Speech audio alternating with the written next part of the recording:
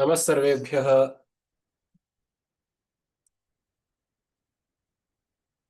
अधुना द्वितीये मुण्डके द्वितीये खण्डे एकादशं मन्त्रं पठामः। So far we have seen how by using the logic of Drig and Drishya we end up with a very pertinent question, which is, who am I?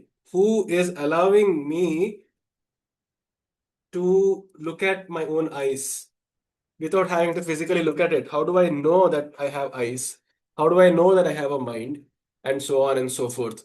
So this retrogressive uh, pointing reference where you are trying to find out what the subject actually is, who the subject actually is of the verb to see, who is the seer. So that is the purport of the mantra we discussed yesterday. Today we will be looking at one other uh, wonderfully poignant mantra, which is this.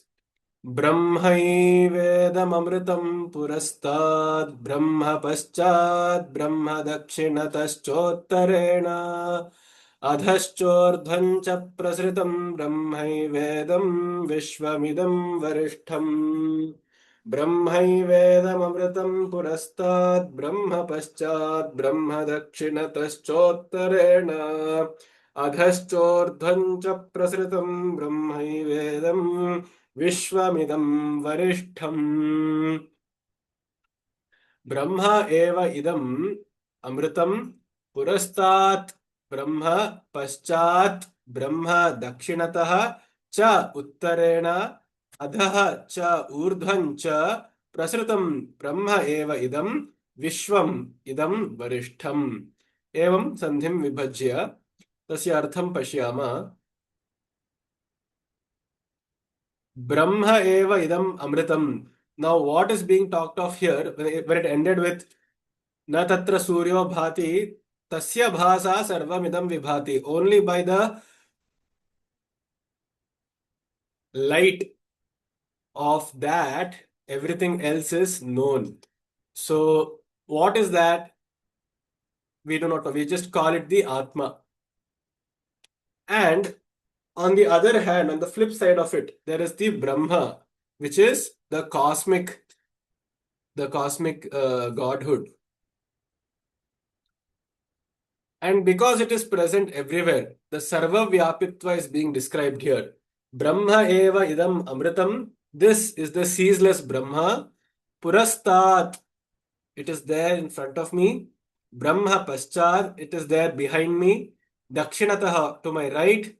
Uttarena, to my left. Adhaha, to the bottom beneath me. Urdhvam, above me. Cha prasritam, everywhere I am. The Rishi is saying, is claiming that he is able to see only the Brahma, which is the immortal, abstract uh, presence everywhere around. Prasritam Brahma eva idam vishwam idam varishtham.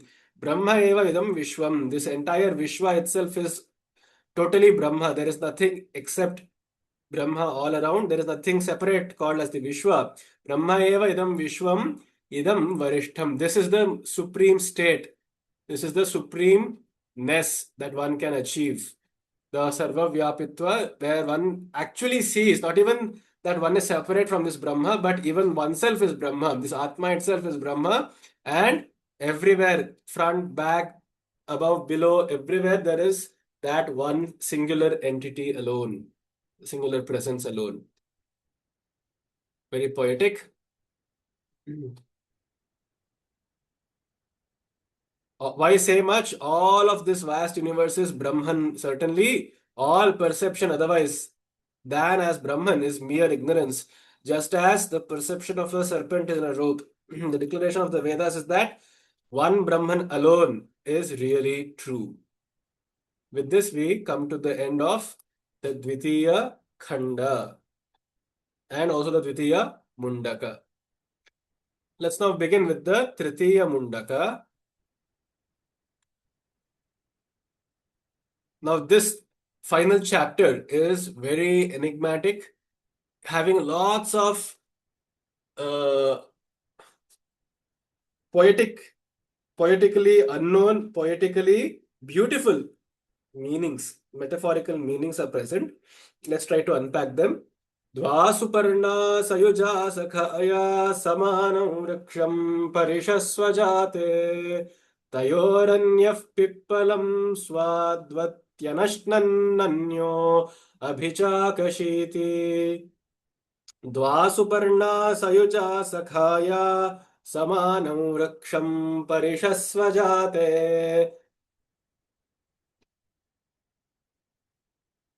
तयोरन्यः पिप्पलं स्वाद्वत्यनश्नन्नन्यो अभिचाकशीति द्वासुपर्णा सयुजाः सखाया सखायौ सयुजौ सखायौ समानं वृक्षं परिषस्वजाते तयोः अन्यः पिप्पलं स्वादु अत्ति अनश्नन् अन्यः अभिचाकशीति.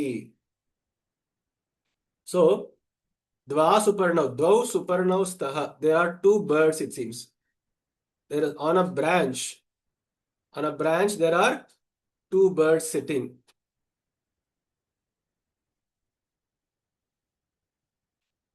Who are friends with each other. Sakhau. Sakhayo means they are friends to each other. Sayujau, they are sitting as companions, inseparable. They are sitting very close to each other. Chaddi buddies. Samanam vriksham parishasvajate. They are sitting on the same branch of the tree itself. The very same tree. Parishasvajate.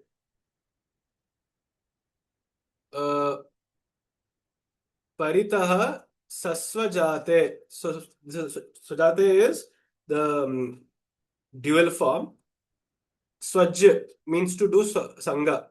Swaj. And it is there in the past form. So, sas swa jate. Sasvaje, sasvajate, sasvajate, etc. So, in the lit lakara form. So, it means it is somehow in the past tense. Sa becomes sha because of the e. So, parishasvajate. Tayoho, out of these two, anyaha pippalam swadu atti. There, one of them, tayoho anyaha, one of the two, pippalam swadu atti. It eats a very delicious fruit called as pippala. The pippala fruit it eats. Anashnan anyaha abhichakashiti. The anyaha, the other bird, which did not eat the fruit, is anashnan, without eating the fruit. Abhichakashiti. Kashati means to look or to see. It is in the young look form. So it becomes chakashyate, and in the young look form it becomes chakashiti. Chakashiti.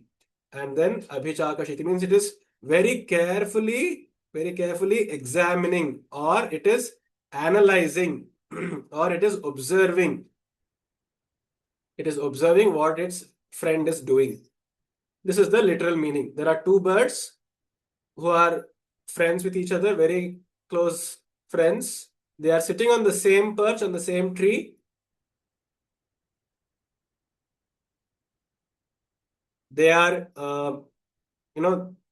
they are doing sangha with each other. Swaja means to do sangha. Let's just look it up in any which case. Swaja Ashtadhyayi.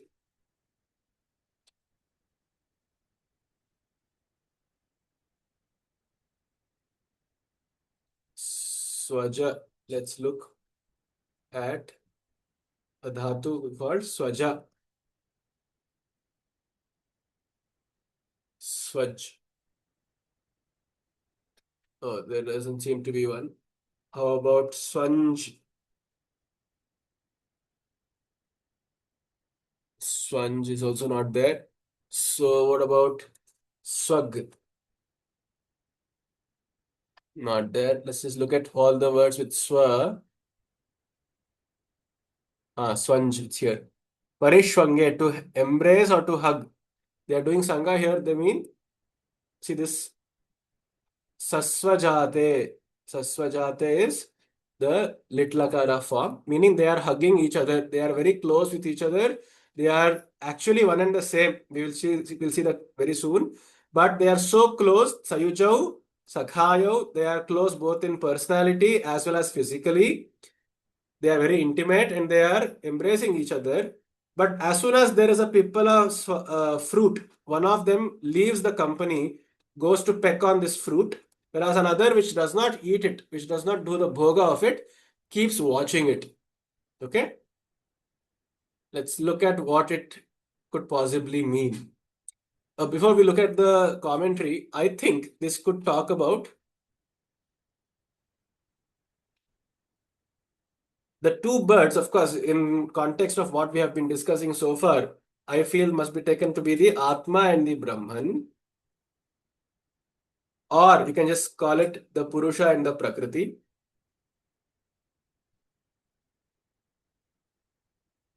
They are very close with each other. They are already almost inseparable in the original state. So they are doing Alingana, just as Shiva and Shakti as Ardhana or Ishvara, they are doing Alingana. And they're sitting on the very same tree, meaning they are the same foundation, which is Brahman, is present there. They are Sakhayo.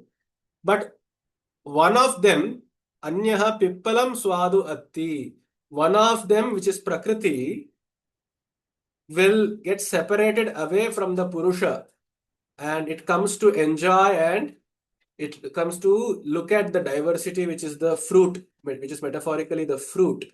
Whereas the Purusha remains looking at it. Anashnan Anyaha Abhichakashiti. The Purusha keeps watching as the witness, whereas the Prakriti comes and indulges with the world. But they are, in fact, very good partners. This is my interpretation. I hope to hear yours as well. Please drop it in the comments. What is Shankaracharya saying? The Paravidya, which has been explained by the immortal Purusha, or the truth which could be known, by whose knowledge the cause of samsara as the knot can be destroyed. Yoga is liberation of, okay.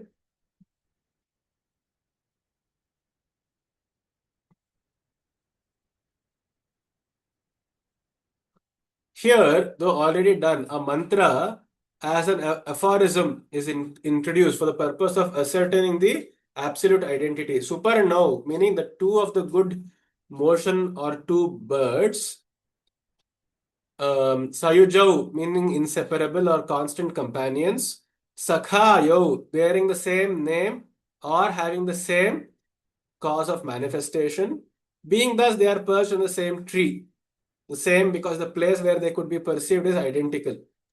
Tree here means the body, according to Shankaracharya, because of the similitude of in their liability to be cut or destroyed. Parishastvajate, meaning they are embracing, just as birds go to the same tree for tasting the fruits.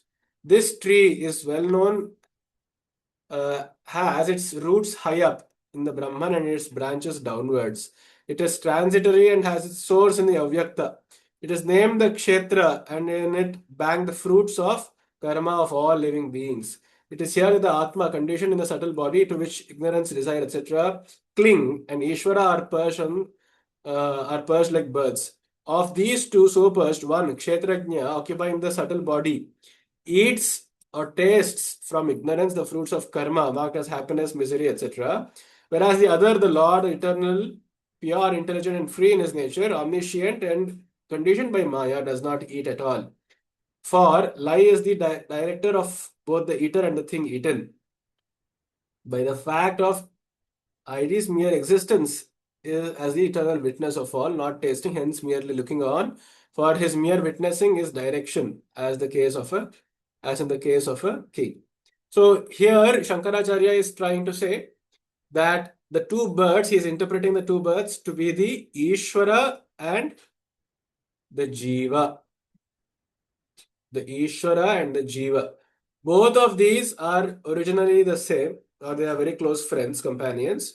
Whereas one gets attracted away, lured away in trying to enjoy the bhogas of their karma, good or bad, whatever it is. Karma, then the karma phala, literally the fruit, the jiva goes to enjoy, whereas Ishvara just sits there looking like a king. watching things unfold before him. This is the meaning that Shankaracharya prefers. I prefer the Prakriti Purusha meaning because if Ishvara is just looking, then who is creating the world? Right? The very definition of Ishvara is Karma Phala Data and Sthiti Samhara Karta and so on. So, is it the first bird which put the Karma Phala in its place or not? We don't know this. But to be fair, even my interpretation is also not flawless because if I say the Purusha and the Prakriti, right? And if the Prakriti goes to enjoy the fruits, then the question is what are those fruits? Are those fruits different from Prakriti or are they included within Prakriti? Right? So there is a flaw there as well. However, it is, these are like modern art, abstract art. It is open to the interpretation of uh, people. So I would say as we ascend greater and greater fineness of spirituality, we may perhaps discover deeper meanings of it. समाने वृक्षे पुरुषो निमग्नो निशया शोचति मुह्यमानः जुष्टं यदा पश्यत्यन्यमीशमस्य महिमानमिति वीतशोकः समाने वृक्षे पुरुषो निमग्नो निशया शोचति मुह्यमानः जुष्टं यदा पश्यत्यन्यमीशमस्य महिमानम् इति वीतशोकः समाने वृक्षे पुरुषः निमग्नः. So in the same tree, the Purusha is nimagna, he is engrossed. Anishaya shochati muhyamanaha. Now what happens is when the Purusha, which is one of the birds which is pecking on the fruit, is eating something which it does not like, Anishaya, it is grieving, shochati, and it is confused, muhyamanaha. What is it confused about? It's confused about why is it even being subject to this dukkha? Why is it being subject to? Why is the desire has confused its mind and state of being?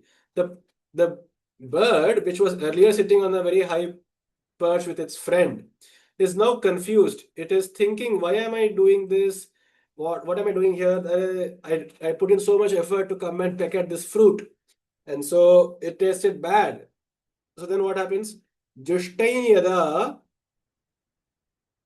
pashyati anyam isham asya mahimanam iti vita shokaha. But when jushtam isham pashyati anyam, but then this bird finally having cried a lot and sobbed throughout its life, it turns back to its friend and it looks at it. There it is the other bird is seated there. The other bird is seated there, which is jushtam, which is happy. Jushtam meaning which is happy, or it is its friend, sajoshes. Yada pashyati, when it is seeing it, which is the other bird, which is the Isha, which is the ruler. Isham asya mahimanam iti vita shokaha. Asya mahimanam isham yes yada pashyati. So when the bird sees at at the Ishvara, which is its original state, right?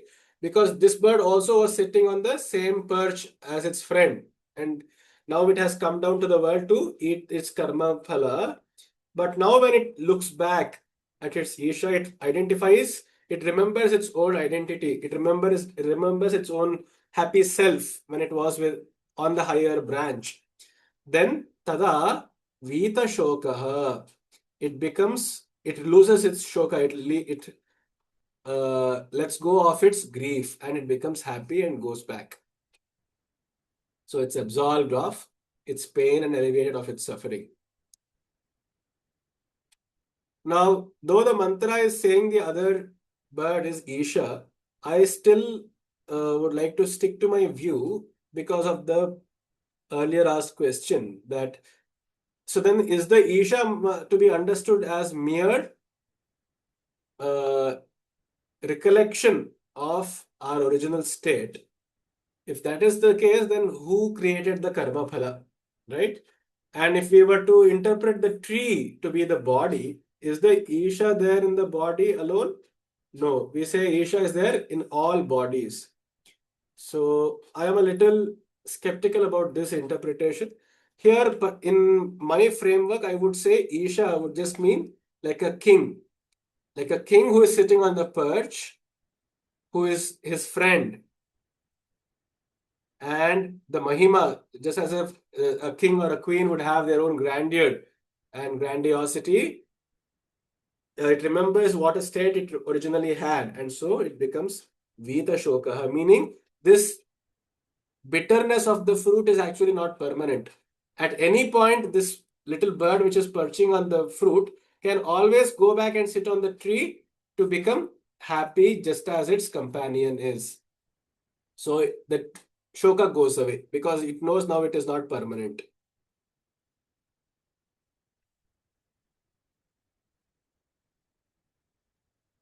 So when it looks at the Isha, which is not subject to the bondage of samsara, which is unaffected by hunger, thirst, grief, etc., and thinks thus, I am the Atma, alike in all, seated in every living being and not the other.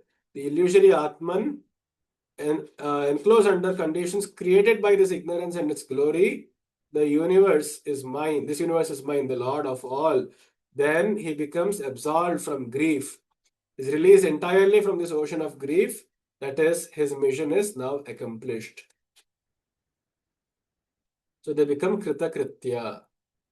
यदा पश्यः पश्यते रुक्मवर्णं कर्तारमीशं पुरुषं ब्रह्मयोनिम् तदा विद्वान् पुण्यपापे विधूय निरञ्जनः परमं साम्यमुपैति यदा पश्यः पश्यते रुक्मवर्णं कर्तारमीशं पुरुषं ब्रह्मयोनिम् तदा विद्वान् पुण्यपापे विधूय निरञ्जनः परमं साम्यमुपैति. When he or she sees, yada pashyah means one who looks.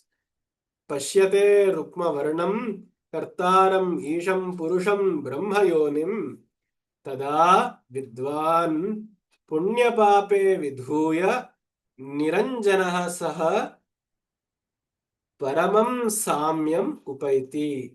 So, yada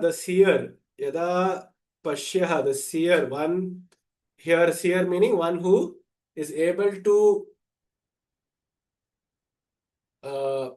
discriminate all the different layers which are confused to be the identity and looks at what its true I-ness is. So such an I-ness, the Purusha or the Aham is the Pashyaha. Pashyate, then such a person, I mean, it's not even a person anymore, such a consciousness or an awareness will now be able to look at directly the Karta, the Creator, the Isha, the Ishvara, the Purusha, which is the Brahma Yoni. Yasya Yonihi Brahma, Saha Brahma Yoni, which is the so Purusha which has come from the Brahman, which is of the Rukma Varna, which is of a golden orb, such as the Hiranyagarbha. Tada Vidwan Punya Pape Vidhuya. Then the seer, the Pashyaha, will lose all Punya and Papa, completely untouched by Punya and Papa anymore. The Vidwan, the one who is the Jnani, one who is the Jnanin, the Vidwan, Vidhuya, meaning they just shake it off. They just shake it off like a cloth or a blanket. Niranjanaha, without having been touched, untainted by anything, Paramam Samyam Upaiti. They attain supreme, paramam, samyam, equanimity. So this is achieving equality through discrimination. It's very blasphemous to say this in 21st century because those two meanings have very different connotations.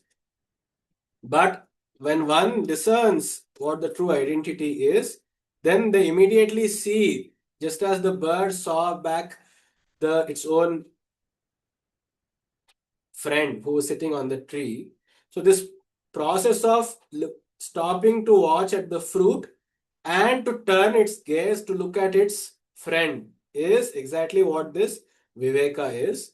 And then when it looks at the Karta, the Isha, then which has risen out of Brahman, then it becomes completely washed away of its sins of both punya and papa, because now this bird is detached from the fruit.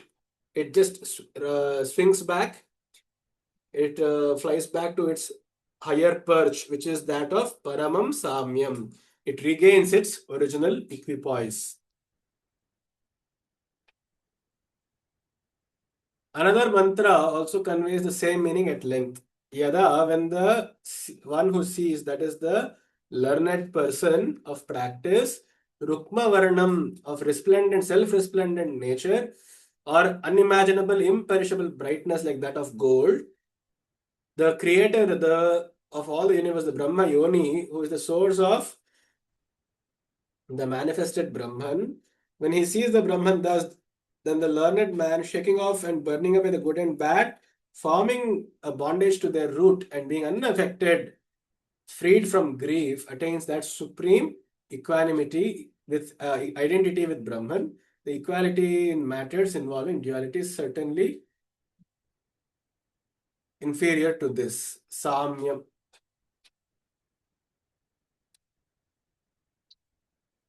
So that was pretty clear.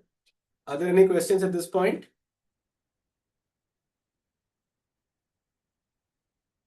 प्राणो ह्येष यः सर्वभूतैर्विभाति विजानन् विद्वान् भवते नातिवादी आत्मक्रीड आत्मरतिः क्रियावानेष ब्रह्मविदां वरिष्ठः प्राणो ह्येष यः सर्वभूतैर्विभाति विजानन् विद्वान् भवते नातिवादी आत्मक्रीड आत्मरतिः क्रियावान् एष ब्रह्मविदां वरिष्ठः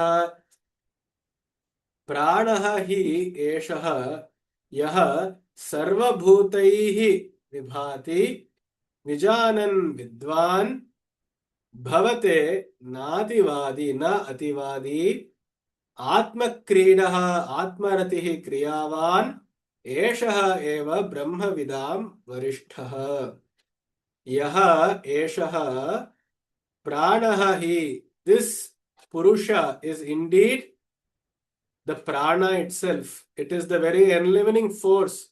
So what we think as a living being, that is the most grossest form of expression of the Ishvara, of the Purusha, because still that is the quickest way, that is the quickest way to connect to something which is unworldly, right? Because the world that we see around, we all mostly see non-living things or jada vastu. So the quickest way to think of the Purusha is to ask the question, what makes something living and what makes something dead, right? So that's the 101 of understanding what this God or this Purusha or this Atman is, the self is. What makes a thing living? That is itself the prana. Pranaha hi eshaha yaha sarvabhutair vibhati. Sarvabhutaihi vibhati. Through all the sarvabhuta, through all the non-living things, Akasha, Prithvi, Vayu, Agni, Apas, and all of this, what is vibhati, what is shining forth in all of them, just as the prana is, tatha Vidwan Vijanan Bhavate. In such a manner, knowing this fully well, Vijanan, Vidwan, the wise person, Bhavate, he becomes, Bhavate meaning he becomes or she becomes, Na Ativadi. They will not talk about anything else. If you remember the previous a couple of verses earlier, we saw Anyavacho vimunchatha. Stop talking about everything else. Be in silence. Sit in silence. Not just with others, but also sit silence within oneself. Na ativadi. They who do not talk much, because they have seen the prana itself as it enlivens through all the Sarva Bhuta. Similarly, they have seen the Brahman enlivening the Purusha everywhere. So now they have become Atma Kridaha. They play with themselves. They're sporting in themselves. Atma Ratihi. They derive pleasure in being with themselves. So they are truly alone. They love solo. They go solo everywhere. Not just physically, but also in the mind. They just go solo. They don't even take their thoughts along with them. They are just by themselves. Kriyavan. They do things which are needed, which are required of them. They do not just, though they seeming outwardly seem to be doing things, they are still Atmarati and Atma Krida. Such a person, such a soul is Brahmavidam Varishtha, is the greatest, the Varishtha, the excellent, most excellent of all knowers of that abstract reality.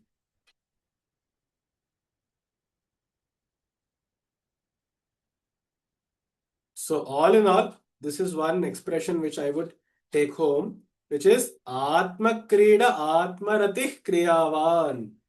One who is not ashamed to be with themselves. You see, most of our times we escape boredom, we feel bored, we feel lonely, we want another person's companionship, or not just another person, but even companionship with our own thoughts. We cannot really sit in silence.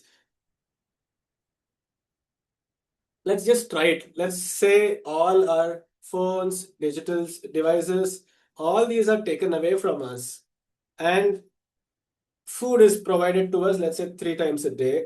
Water, um, appropriate arrangements for excretion and defecation, all such are made. Can a person really sit in silence without having to talk with anybody else, even physically? That itself is almost like an imprisonment. Life imprisonment in a solo cell is torture, because the mind is active. It wants to talk. Ativadi. It wants to communicate. It wants to exchange energies with the other person, but it is not allowed to do so. But here there is nobody imprisoning this soul forcefully, but they have chosen out of their own free choice and will, because they have known now that it is that one prana, one living force alone, which is present through all bhutas. And so they have now every action, bad, good, right, wrong, all of this is just the same prana. It's just like looking at a river flowing. Which part of a river can you say is good, which of it is bad, etc.? It's just the same river flowing in very myriad ways, flowing through chaotic ways, but it is still the same river. So, just as you have nothing else to say about a river, you, you just fall silent. Similarly, this yogini or yogi will fall silent, and they are with themselves, absolutely still, even if they were to be thrown into pit of action.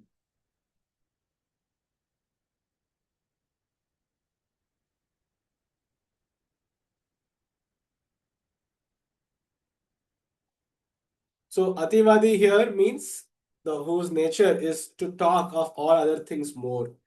When he sees that all that is Brahman and nothing alone exists, nothing else exists, how then can he or she talk of anything else? There is only one. excuse me, it is only where one sees anything else can we even think of talking about it. So she is Atma Krida. She sports within herself with her own Atma and nothing else, not even with the son, wife, husband, etc. Atma Ratihi, they dwell and revel in their own Atma.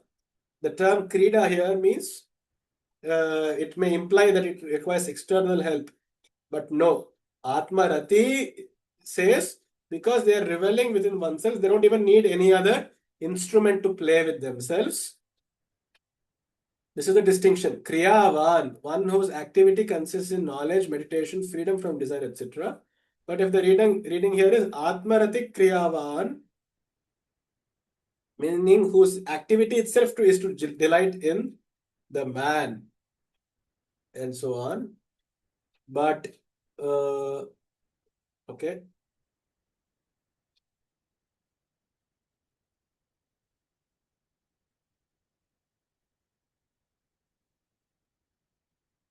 exactly. Leave off all other speech by renunciation of karma, etc. is Kriyavan, whose activity consists of knowledge, meditation, and so on,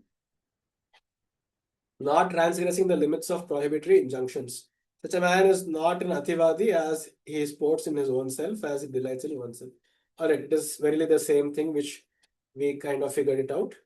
He's using some grammatical rules to show how it can both mean Atmaratik Kriyavan or Atmaratih Kriyavan with the Visarga. It's not much of a difference there. सत्येन लभ्यस्तपसा ह्येष आत्मा सम्यज्ञानेन ब्रह्मचर्येण नित्यम् अन्तःशरीरे ज्योतिर्मयो हि शुभ्रो यं पश्यन्ति यतयः क्षीणदोषाः. So now, satyena labhyastapasa hyesha atma samyajnanena brahmacharyena nityam antasharire jyotirmayo hi shubhraha yam pashyanti yatayah kshina doshaha. Satyena labhyaha, the Atma or the Purusha can be achieved only by truth. Truth meaning not just merely speaking things as they were, which is a very low level of truth. Truth here meaning to see things as clearly as they exactly are, to see what this pleasure and pain actually are, to see what people engaging in so many activities are actually doing, to see what oneself is actually doing by hiding to oneself, lying to oneself, or trying to protect one thing, etc. So, a great analysis itself is Satya. And tapasahi esha atma labhyaha. Tapasahi by reality, which is analysis. Secondly, with tapas, which means to by fortitude. See, during this path, there are going to be so many troubles, is what the Upanishad foresees. There will be so many troubles which will come one's way, so many difficulties, hardships of life. By one may not find livelihood, one may become unemployed, one may lose their near and dear ones, one may be grief stricken by relationships, friendships, employment, etc. They may lose their property, they may lose their wealth, etc. So many material harm can come to them, and so indeed can any physical harm as well. They may fall, they may need to be operated, they may lose their health, someone may hit them, someone may coerce them, you know, they may lose an arm, so on and so forth, or someone may torture them also. So in any such case, tapas, the fortitude of the mind to brave through it somehow or the other, is required. Esha atma tada drashtavyah darshyam bhavati samyajnanena, and not just fortitude, reality and analysis, fortitude and samyajnanam, the right experience. The right experience is also needed. That is, to analyze one's experience is not merely enough, but appropriate experience is also required. And then brahmacharya, meaning appropriate experience, meaning one cannot simply sit in one's room and expect to see the Atma. Perhaps some people have done that as well, but one must necessarily, in my opinion, engage with the world to get the appropriate jnana, right? And then brahmacharyena nityam. So once we are wise by life, once we have got the jnana after so many experiences, bad, good, and others, and then brahmacharyena, we must then vow to follow the path of brahmacharya, meaning the path of Brahman, which is there should be then a conviction, a very strong conviction that Brahman is the highest and nothing else is worth going after.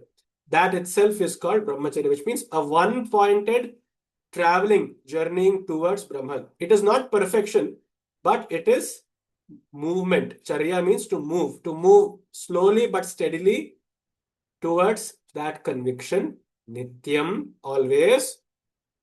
So, consistently. Antah sharire jyotirmayaha hi shubhra. Sharire antah. It is there within the very body. One need not go to other galaxies to seek it. Shubhra yam. This Atma is Shubhra. It is absolutely untainted by any good, bad, ugly things, or even good and supposedly wonderful, pleasurous things. Jyotirmayaha, it is of the form of Jyoti. Jyoti meaning Dyotanat Jyotihi, something which shines, which is aware.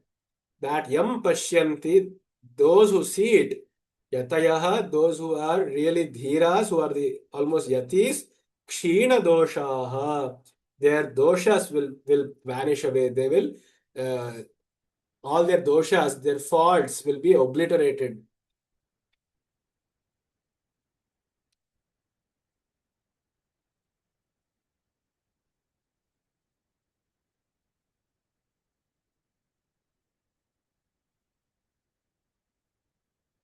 Now, anything else that he is saying?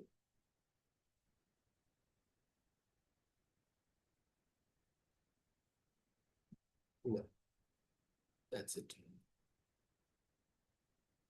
सत्यमेव जयते नानृतं सत्येन पन्था विततो देवयानः येनाक्रमन्त्यृषयो ह्याप्तकामा यत्र तत् सत्यस्य परमन्निधानम् सत्यमेव जयते नानृतं सत्येन पन्था विततो देवयानः येनाक्रमन्त्यृषयो ह्याप्तकामा यत्र तत्सत्यस्य परमन्निधानम् सत्यमेव जयते. Only the truth alone will always triumph. The truth inevitably in the end, the truth alone will win. The Jaya will come always to only that which is the truth. Whatever happened, see, even when we are through a breakup of a relationship, etc., we may supposedly blame the other person, perhaps justifiably so. But ultimately, whatever, even if the other person is deceiving, has connived, is smear campaigning against us, and so on and so forth, ultimately, even after all their efforts have exhausted, whatever is the truth alone will stand till the end of time. Even if people may be convinced, even if others may be swayed away, etc. But we know what the truth is, we know what the reality is. So then finally, knowing if we side with the truth, it gives us enormous confidence. We may not necessarily be away from suffering. We may still have to go through pain, but satyameva jayate. The jaya will finally come to the truth alone. Whatever may happen, the false, whatever is anritam, may show its head up for a while, but then it will get exhausted. It will have to recede and make path for that silent little Satya to come up eventually. This is true of both other people of the society as well as of ourselves. Whatever is our true nature will ultimately come out. See, we can pretend and put on a mask for only so much time. Ultimately, whatever is our own original nature will come out. That is exactly what they mean when they say Satyameva Jayate. Whatever is the nature, Prakritim Yanti Bhutani Nigrahah King Karishyati. Ultimately, whatever is one's own nature, that will only stand till the end. And even deeper still, whatever is the nature, even after going through so many janmas or so many incidences, whatever is the truth of the Atma, somehow or the other will have to surface up. Na anritam, even anrita, falsehood, be it on the moral level, be it on the societal level, be it on a philosophical level, or on the psychological level, the false will never ever ultimately triumph. It will show its head for a while, it will act all kingly, but then it will become a pauper eventually. Satyena pantha vitataha devayanaha. The pantha, the path to devayana, to go towards divinity, is open. Vitataha, by satyena. So the door towards opening divinity, the door to divinity is opened only by this true nature alone. By being true to oneself is the first thing we can start doing. Yena akramanti rishayaha hi aptakamaha. Yena, because of this satya, rishayaha aptakamaha akramanti. The rishis, the seers and the yoginis have started to walk this path of divinity, having achieved whatever their desires were. Aptakamaha, they have seen life, they have gone through life and become mature. And now they have started traversing Akramanti Yatra Tat Satyasya Paramam Nidhanam. This is the supreme abode. Nidhanam means abode of Satya itself. So the Satya will open a door. What is the destination or what is the bucket which is holding the Satya? It is that Satya itself. So Satya holds Satya. That is the idea. The highest treasure is attained verily by that truth itself. Truth alone, he who speaks the truth, meaning not merely speak as in physically speak, but speaking even in terms of the mind. If the mind can speak about the truth alone to oneself, wins, not he who utters falsehood. For there can be neither victory nor defeat between abstract truth and falsehood where they do not cling to men. It is well known in the world that he who utters falsehood is defeated by him who speaks the truth, not the converse. Therefore, it is established that truth is a strong auxiliary. Auxiliary, again, the superiority of truth as an aid is known from the Shastras. How? It is only by the truth, the determination to speak the truth which has occurred, as the is named as the Devayana, the path to gods. It is widened. It is kept up continually by that road, because the seers are free from any sorts of self-deceit, delusion, false pride, fraud, vanity, and falsehood, and having no desires at all. They go about the truth, absolute truth. The highest treasure, covetable by man, meaning humans, is attainable by the important aid, which is the truth. The expression where the greatest, etc., is connected with the preceding clause, the road by which they attained is this. So, Satyameva Jayate, a most important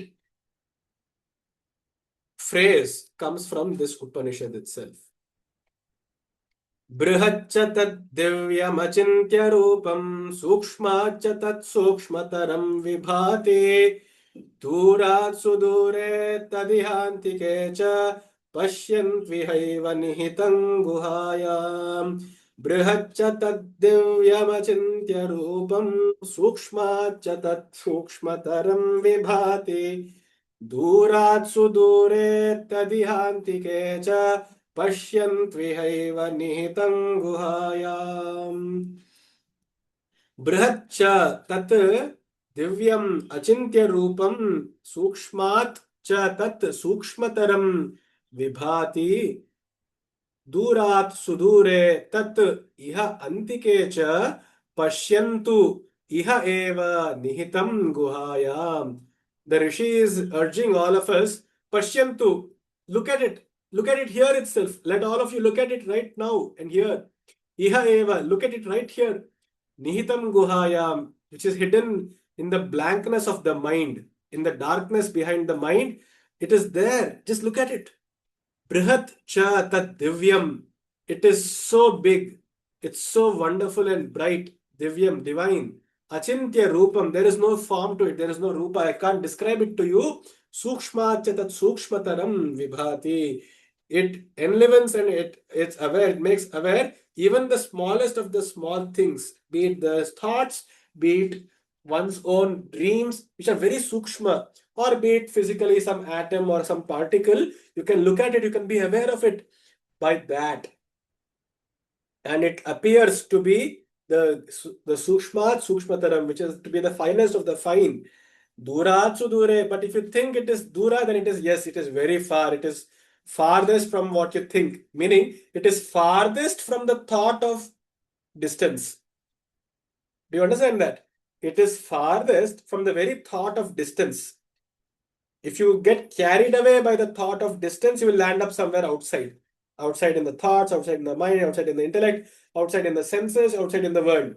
But if you wanted to go back, see, if you have a ray here, which is that line which is farthest away from this ray?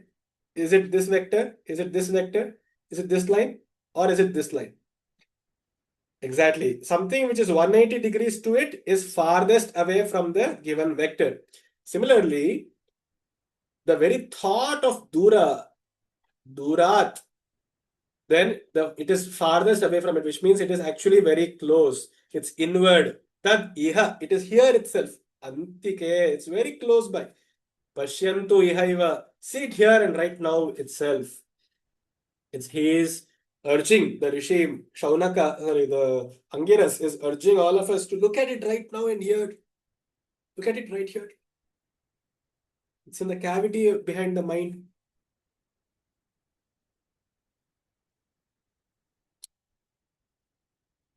Vibhati meaning Vishishtam Bhati. It is shining diversely. It is shining through various forms here.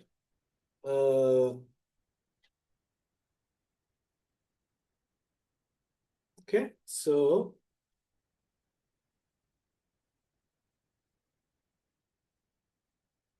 न चक्षुषा गृह्यते नापि वाचा नान्यैर्देवैस्तपसा कर्मणा वा ज्ञानप्रसादेन विशुद्धसत्त्वस्ततस्तु तं पश्यते निष्कलं ध्यायमानः न चक्षुषा गृह्यते नापि वाचा नान्यैर्देवैस्तपसा कर्मणा वा ज्ञानप्रसादेन विशुद्धसत्त्वस्ततस्तु तं पश्यते निष्कलं ध्यायमानः न चक्षुषा गृह्यते. You cannot even grasp it through the eyes. Napi vacha, not even by thoughts or speech or language. Nanyaihi devaihi, not even by any other deva. Deva meaning any forces of nature. It can be either the sense organs or it could be barely any other sense forces of nature or anything that we worship outside. Tapasa karmanava. Actually, not even by tapas can you get there. Not even by doing any holy action. Not even by philanthropy or actually trying to do any cause effect protocol.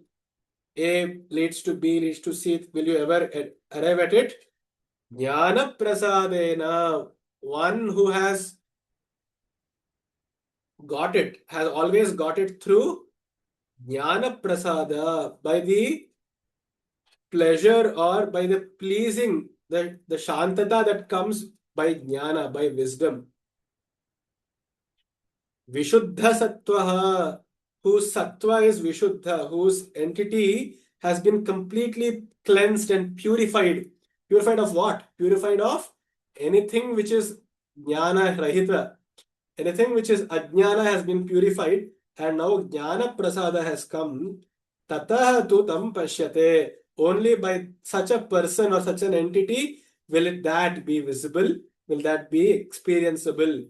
Nishkalam dhyayamanaha. The mind is ever engaged in dhyana of the Nishkala, of the one without parts, meaning that Brahman which is ever expanding, never limited being.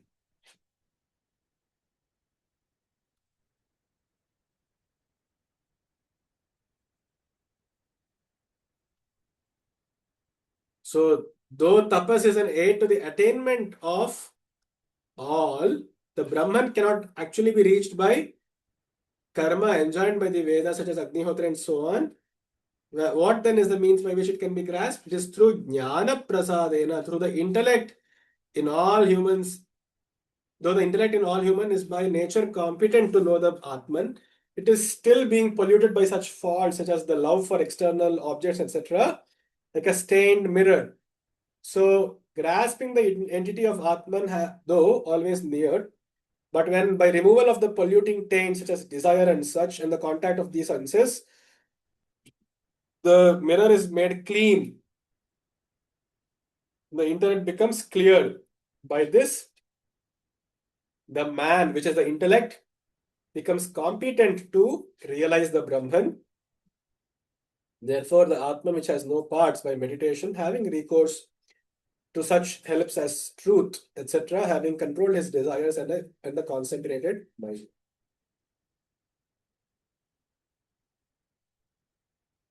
एषोऽनुरात्मा चेतसा वेदितव्यो यस्मिन् प्राणः पञ्चधा संविवेश प्राणैश्चित्तं सर्वमोतं प्रजानां यस्मिन् विशुद्धे विभवत्येष आत्मा एषोऽनुरात्मा चेतसा वेदितव्यो यस्मिन् प्राणः पञ्चधा संविवेश प्राणैश्चित्तं सर्वमोतं प्रजानां यस्मिन् विशुद्धे विभवत्येष आत्मा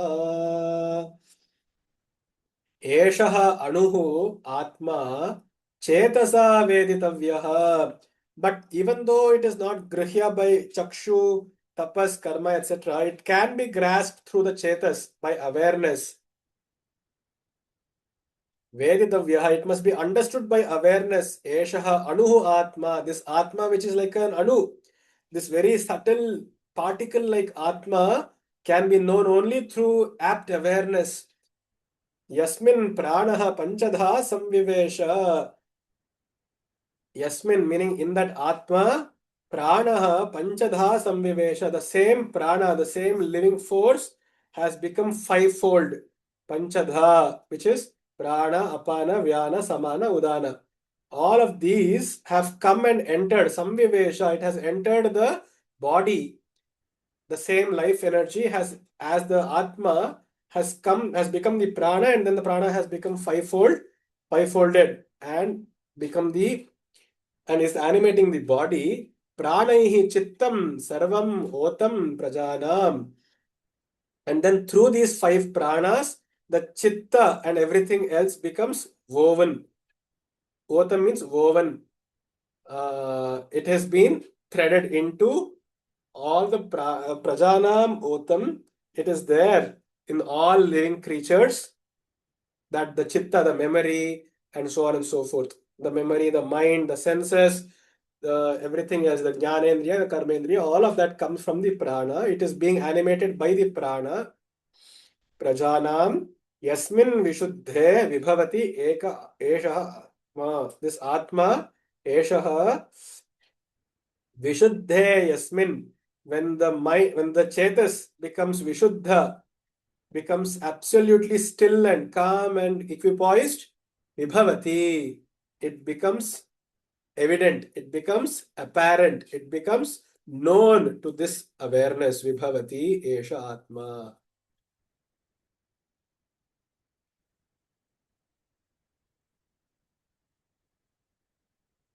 This atma who is seen thus is the subtle and known by the mind, by the mere pure intellect purified. Where is this atma? It is in the body where the prana in its five forms has well entered. as existing in the very body, in the heart and the mind. How a circumstance should be known is explained. Mind in all creatures is pervaded by the pranas and the senses as milk in oil, milk by oil, and fuel by the fire. The mind in all living beings is well known in the world to be possessed of intelligence. When the mind is purified, that is freed from grief and other such things, then this Atma, above defined, shines out, showing itself.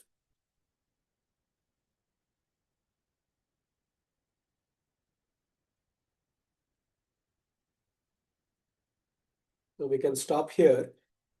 We'll stop at 3.1.9. There is just one more khanda after this 3.2 uh, 3.2.1, which is also a very fascinating khanda. And then we have, after the second khanda, we have